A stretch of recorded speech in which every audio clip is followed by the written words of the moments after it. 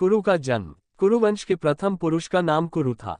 कुरु बड़े प्रतापी और बड़े तेजस्वी थे। उन्हीं के नाम पर कुरुवंश की शाखाएं निकली और विकसित हुई। एक से एक प्रतापी और तेजस्वी वीर कुरुवंश में पैदा हो चुके हैं। पांडवों और कौरवों ने भी कुरुवंश में ही जन्म धारण किया था। महाभारत का युद्ध भी कुरुवंशियों में ही हुआ था। किंतु कुरु कौन थे और उनका जन्म किसके द्वारा और कैसे हुआ था, वेदव्यास जी ने इस पर महाभारत में प्रकाश डाला है। हम यहाँ संक्षेप में उस कथा को सामने रख रहे हैं। कथा बड़ी रोचक और प्रेरणादायी है।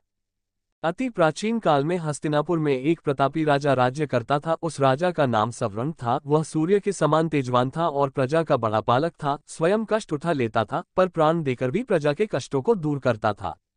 सवर्ण सूर्यदेव का अनन्य भक्त था। वह प्रतिदिन बड़ी ही श्रद्धा के साथ सूर्यदेव की उपासना किया करता था। जब तक सूर्यदेव की उपासना नहीं कर लेता था, जल का एक घूंट भी कंठ के नीचे नहीं उतारता था।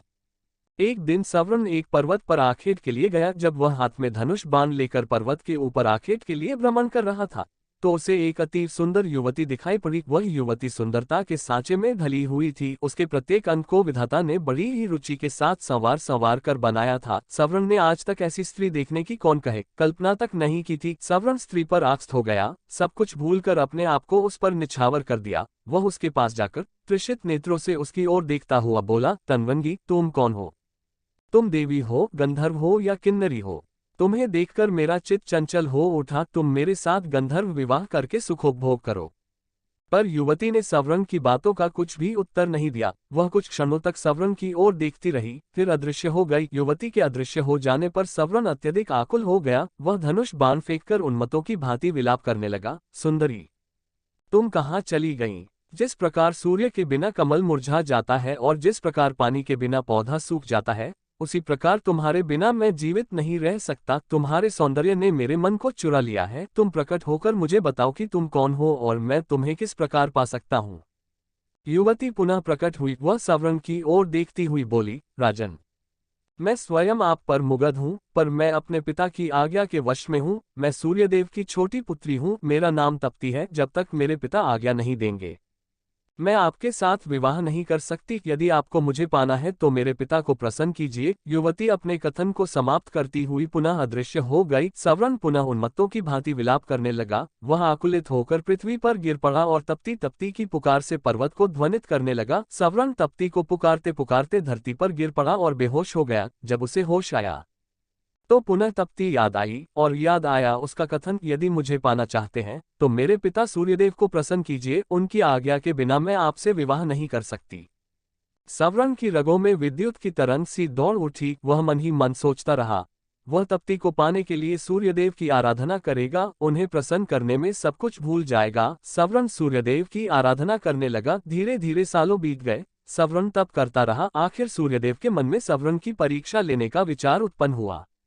रात का समय था। चारों ओर सन्नाटा छाया हुआ था। सवर्ण आंखें बंद किए हुए ध्यानमग्न बैठा था। सहसा उसके कानों में किसी की आवाज पड़ी, सवर्ण, तू यहाँ तप में संलग्न है। तेरी राजधानी आग में जल रही है।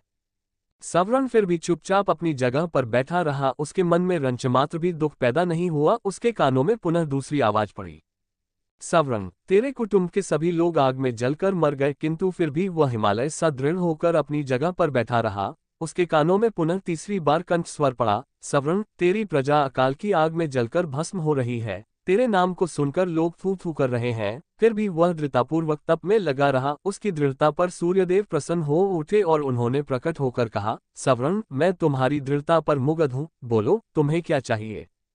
सवर्ण सूर्यदेव को प्रणाम करता हुआ बोला, देव, मुझे आपकी पुत्री तप्ती को छोड़कर और कुछ नहीं चाहिए। कृपा करके मुझे तप्ती को देकर मेरे जीवन को कृतार्थ कीजिए।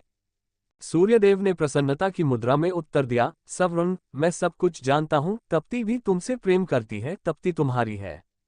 सूर्यदेव ने अपनी पुत्री तप्ती का सवर्ण के साथ विधिवत विवाह कर दिया। सवर्ण तप्ती को लेकर उसी पर्वत पर रहने लगा और राग रंग में अपनी प्रजा को भी भूल गया। उधर सवर्ण के राज्य में भीषण अकाल पैदा हुआ। धरती सूख गई। कुएं, तालाब और पेड़ पौधे भी सूख गए। प्रजा भूखों मरने लगी।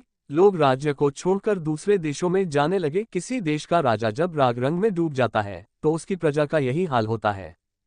सवर्ण का मंत्री बड़ा बुद्धिमान और उदार हृदय का था। वह सवर्ण का पता लगाने के लिए निकला। वह घूमता घामता उसी पर्वत पर पहुंचा। जिस पर सवर्ण तप्ती के साथ निवास करता था। सवर्ण के साथ तप्ती को देखकर बुद्धिमान मंत्री समझ गया कि उसका राजा स्त्री के सौंदर्य जाल में फंसा हुआ है। मंत्री ने बड़ी ही बुद्धिमानी के साथ काम किया। उसने सवर्ण को वासना के जाल से छुड़ाने के लिए अकाल की आग में जलते हुए मनुष्यों के चित्र बनवाए। वह उन चित्रों को लेकर सवर्ण के सामने उपस्थित हुआ। उसने सवर्ण से कहा, महाराज, मैं आपको चित्रों की एक पुस्तक भेंट करना चाहता हूँ।